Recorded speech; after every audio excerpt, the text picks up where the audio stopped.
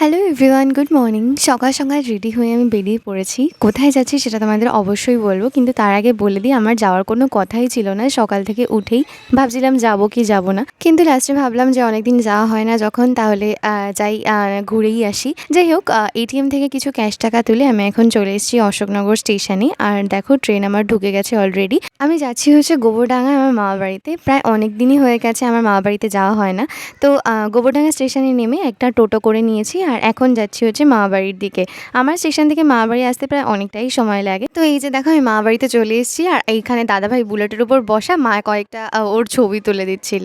যাই হোক, তারপর আমি ড্রেস চেঞ্জ করে বসে গেছি নারকেল কোড়াতে। মা চিংড়ি মাছের মালাইকারি করবে, যার জন্য আমি নারকেল কুড়িয়ে দিচ্ছিলাম। তো আজকে দুপুরে অনেক কিছু মেনু ছিল, পমফ্রেট ফ্রাই, চিংড়ি মাছের মালাইকারি, কাতলা মাছের ঝোল।